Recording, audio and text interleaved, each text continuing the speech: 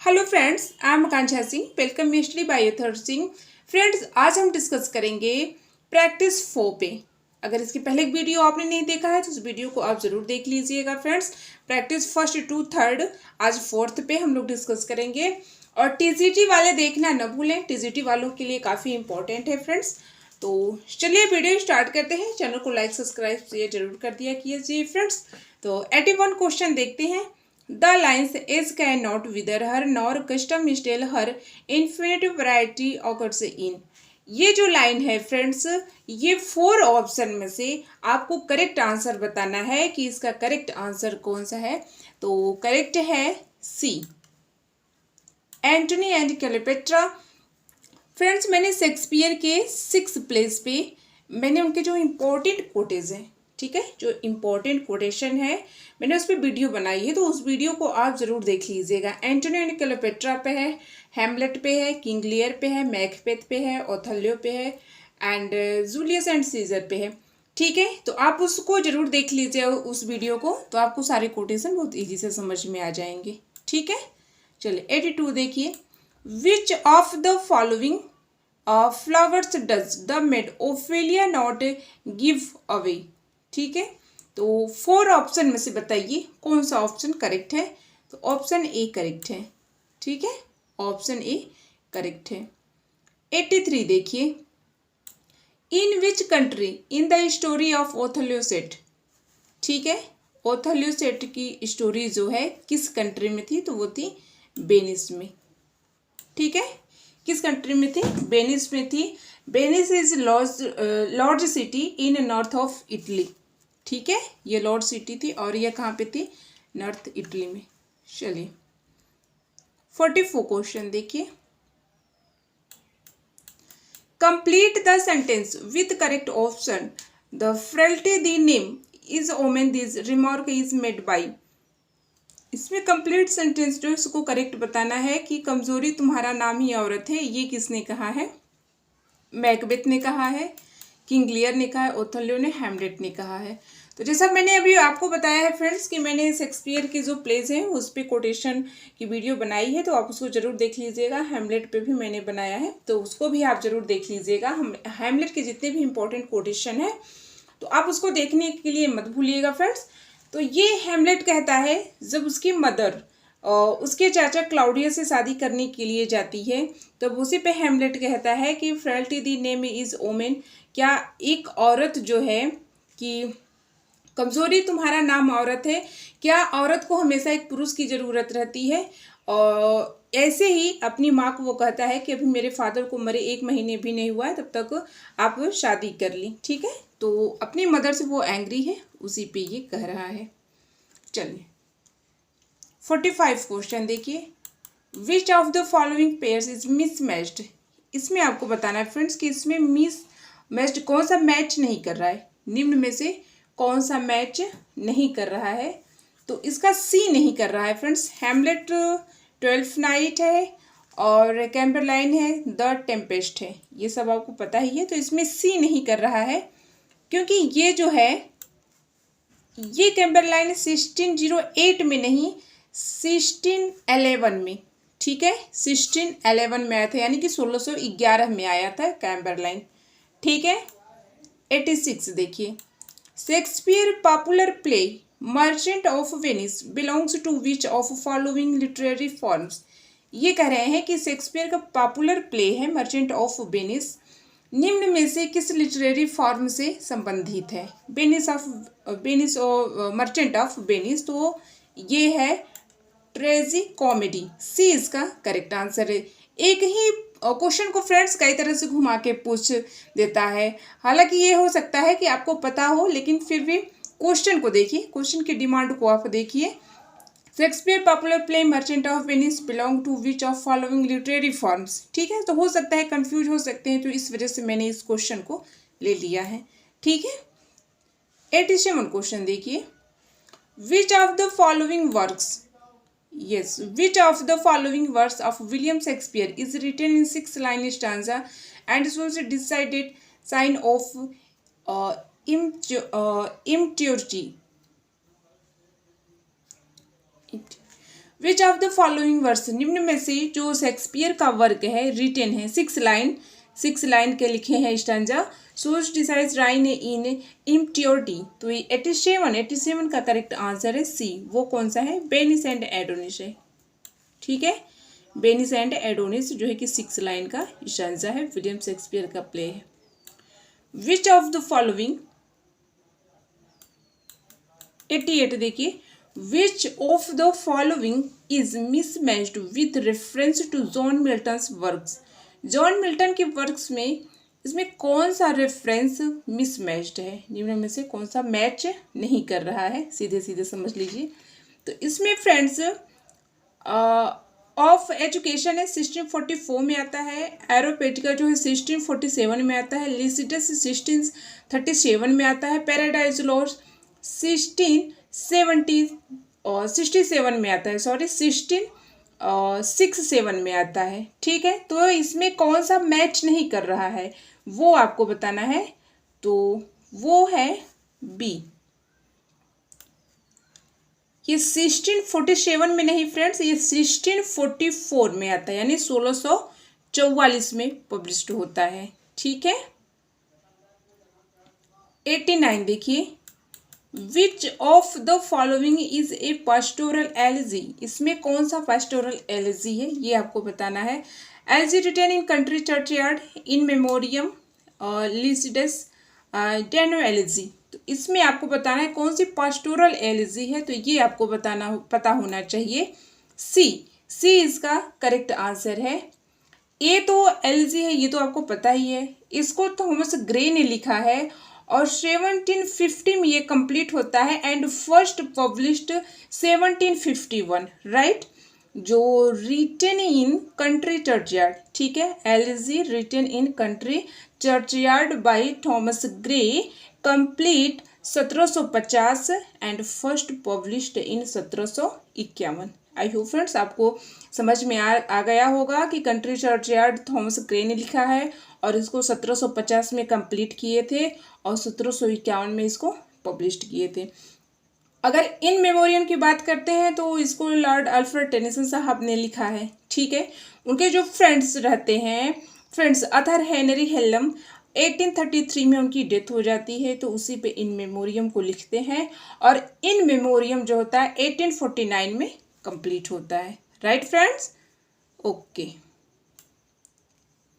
1 second, D देख लीजिए, रेनर elegy जो है रिटेन बाय रेनर मैरिया रिल्ग। ठीक है, उन्होंने इसको इस एलिजी को लिखा है।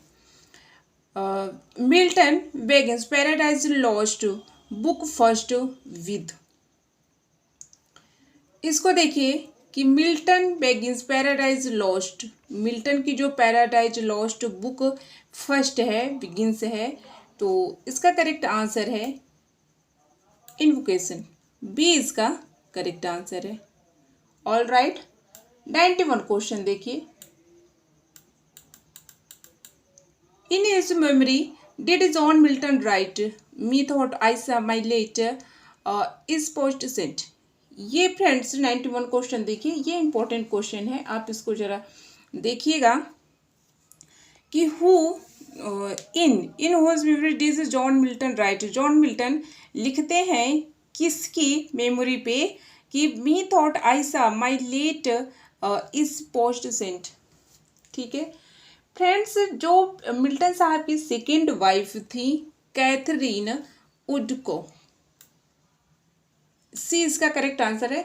इनकी जो सेकेंड वाइफ थी, मिल्टन की जो सेकेंड वाइफ थी कैथरीन वुडकॉक, तो ये एक बच्ची को जन्म देती हैं और मर जाती हैं, और ऐसा कहा जाता है कि 3 महीने के बाद बच्ची भी मर जाती है, थी उसी पे ये मिल्टन साहब कहते हैं, और इनकी जो वाइफ मरी थी 1657 में। ठीक है, आई होप आपको समझ में आया होगा। चलिए 92 देखिए, who said that in Paradise Lost book first Milton belongs to devil's party without knowing it belong से मतलब से संबंधित थे। ठीक है, चलिए विलियम ब्लैंक कहते हैं। 93 देखिए, one of the following poets was nicknamed the lady of Christ by his flow, undergraduates spot the correct name of the poet. TGT 2009 में पूछा था फ्रेंड्स ये क्वेश्चन। ये इंपॉर्टेंट क्वेश्चन है, कई बार पूछ चुका है कि ये कह रहा है कि one of the following poets was nicknamed. निम्न में से एक पोएट है जिनका निक नेम्ड था the ladies of Christ by his flow. जो उनके फ्रेंड थे जो उनको द लेडी ऑफ क्रिस्ट कहते थे, तो वो किसको कहते थे? Spot the correct name of the poet. उस पोएट का नाम बताना है, तो वो किस पोएट को कहते थे? तो वो मिल्टन को कहते थे। ठीक है, मिल्टन फ्रेंड्स बड़े हैंडसम थे। हालांकि मैंने देखा नहीं है, बुक में देखा है, और बुक में पढ़ी है तो कई चर्चा भी उनकी होती है कि मिल्टन काफ़ी हैंडसम थे और उनकी जो हेयर स्टाइल थी वो लंबे रखते थे। ठीक है, उनकी जो हेयर स्टाइल थी वो लंबे थे, तो आई थिंक्स उसी पे शायद इनको लेडीज ऑफ क्राइस्ट के नाम से जाना जाता था। निक नेम्ड, इनका जो निक नेम्ड है द लेडीज ऑफ क्राइस्ट है। ठीक है, आप इसको देख लीजिए, मिल्टन का नाम है। 44 देखिए, यहाँ से गॉल्सवर्दी के क्वेश्चन शुरू होते हैं friends. War is war, who is the speaker?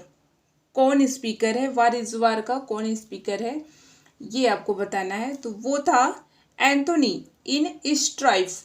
Anthony in strife written by John Galsworthy 1909 में गॉल्सवर्दी साहब के द्वारा यह लिखा गया था। एंथोनी स्ट्राइफ का कैरेक्टर है। ठीक है, 95 देखिए, What seems just to one man, sir, is injustice to another. Who is speaker? वो कौन स्पीकर है जिसने कहा कि सिर्फ एक आदमी को क्या लगता है? What seems just a one man, sir क्या एक आदमी को लगता है injustice to another, दूसरे व्यक्ति के साथ अन्याय है या अन्याय हो रहा था, ये कौन कहा था? वो कौन स्पीकर है? तो वो था एडगर इन स्ट्राइफ। इसको भी गॉल्सवर्दी साहब ने लिखा है। ये कैरेक्टर के नाम है फ्रेंड्स। मैंने ये क्वेश्चन ले लिया है, कैरेक्टर को भी जानना बहुत ज़रूरी होता है। ठीक है, 96 देखिए, James Howe, Walter Howe, Robert the Coxon, Wister, Collie, Folder, Ruth, Haniville are the characters that appear in. ये कैरेक्टर हैं, किसके कैरेक्टर हैं? जो ये 4 ऑप्शन है, इसका करेक्ट आंसर क्या है वो आपको बताना है। तो ये है जस्टिस के। ठीक है, जो 1910 में आता है। ठीक है, गॉल्सवर्दी साहब ने इसको लिखा है और जस्टिस 1910 में आता है और ये इसके कैरेक्टर हैं। आप इसको ध्यान दीजिएगा, लिख लीजिएगा, याद कर लीजिएगा, बहुत ज़रूरी होता है। ठीक है, देखिए क्या इम्पोर्टेंट है क्या इम्पोर्टेंट नहीं है। ठीक है, कुछ नॉलेज के लिए भी पढ़ा जाता है और कहाँ से आए क्या आए कोई नहीं जानता है। ठीक है, इसी वजह से आप अपने जो है नॉलेज को बनाए रखिए। चलिए 97 देखिए, which play is a study in racial pride and social conversation. 97 देखिए, इसमें कौन सा नाटक जातीय गौरव और सामाजिक परंपरा का एक अध्ययन है? ठीक है,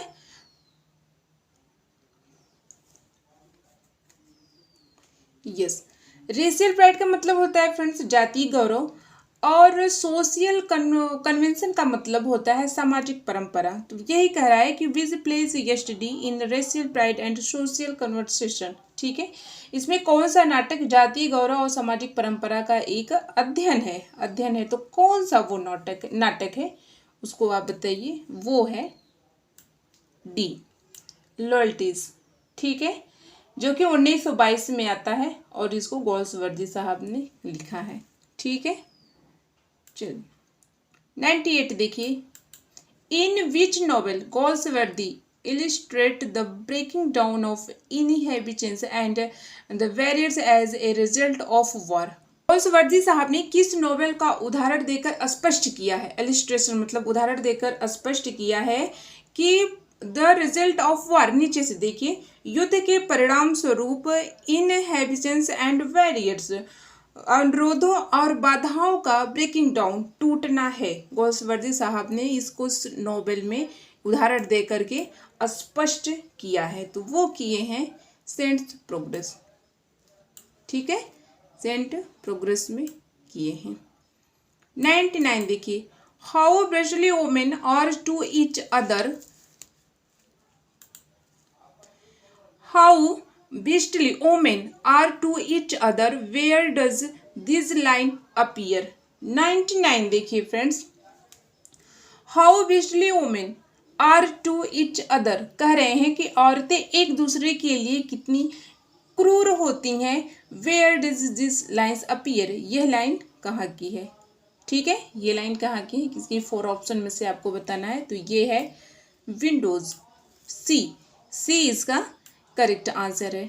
ठीक है, 100 देखिए, there is nothing that gives more courage than to see earning things, where does this line appear, ये लाइन कहाँ की है? ये आपको बताना है। तो ये लाइन है पिगॉन, ए इसका करेक्ट आंसर है। ठीक है, 101 देखिए, ये कैरेक्टर है फ्रेंड्स, इनको भी आप देखिए।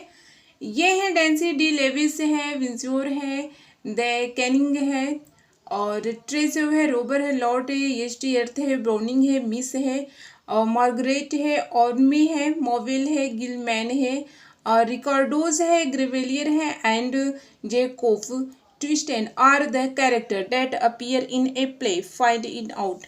ये एक प्ले है, इसमें कौन से प्ले का है तो वो आप बताइए। ये है लॉयल्टीज के सारे कैरेक्टर्स हैं, आप इसको ध्यान दीजिएगा। ठीक है, लॉयल्टीज के सारे कैरेक्टर हैं।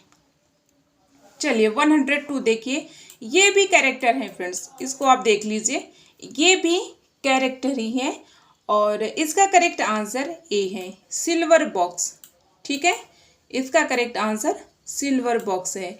ये 103 क्वेश्चन देखिए, ये सारे कैरेक्टर ही हैं। The first and the last, the little man, hall marked, defeat the sun, and punch go off from pen, Galsworthy this.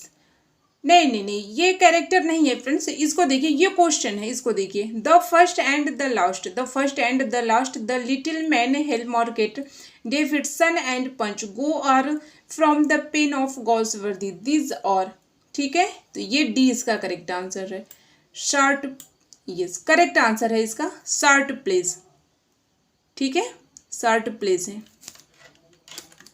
ये कैरेक्टर नहीं है, ये क्वेश्चन है, क्वेश्चन है इसमें फ्रेंड्स। ठीक है, देखिए 104 देखिए, when I consider how my lights is spent in also known as, when I consider how my lights is spent is also known as. 104 का देखिए, ये करेक्ट आंसर है ऑन हिज ब्लाइंडनेस। कह रहे हैं कि जब मैं विचार करता हूँ कि मेरे आंखों की रोशनी चली गई है, तो वो जाना जाता है, वह किससे जाना जाता है? ऑन हिज ब्लाइंडनेस से जाना जाता है, और यह मिल्टन ने लिखा है। ठीक है, यह मिल्टन ने लिखा है, और यह मिल्टन का सोनेट है फ्रेंड्स। ठीक है, when I consider how my lights is spents, और इसको जाना जाता है ऑन हिज ब्लाइंडनेस के नाम से। ठीक है, हो सकता है फ्रेंड्स ये क्वेश्चन आपको पता हो सकता हो, लेकिन ये क्वेश्चन, इसमें जो है क्वेश्चन आगे पीछे घुमा करके दी, वही क्वेश्चन है, वही क्वेश्चन घुमा करके दे दिया है। तो इस वजह से मैंने इन क्वेश्चनों को ले लिया है कि आपको कंफ्यूज ना हो, अगर एग्जाम में आ जाए तो आप कंफ्यूज ना हो। ठीक है, 105 देखिए, the sonnet when I consider how my light is spent was first published is. The sonnet, जो सोनेट है, व्हेन आई कंसीडर, मैं सोचता हूँ कि मेरी रोशनी चली गई, वाज फर्स्ट पब्लिश्ड इन, ये पहली बार पब्लिश्ड हुआ था, कब हुआ था? तो ये करेक्ट आंसर है 1673 में हुआ था। ठीक है,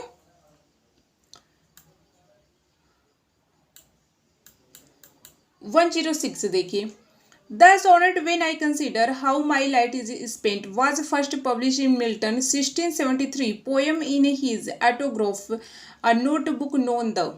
ये क्वेश्चन इंपॉर्टेंट है, इसको जरा देखिएगा। द सोनेट, ये तो सोनेट है, व्हेन आई, अच्छा एक बात और फ्रेंड्स कि इसको सोनेट जो है, ये दूसरे नाम से 19 सोनेट भी जाना जाता है। ठीक है, the sonnet when I consider how my lights in spent को, इसको दूसरे नाम से सोनेट 19 के नाम से भी जाना जाता है। ठीक है, वाज फर्स्ट पब्लिश हुआ था 1773 में। ठीक है, हिज ऑटोग्राफ, इसका जो ऑटोग्राफ है वह जाना जाता है, तो वह किससे जाना जाता है वो आपको बताना है।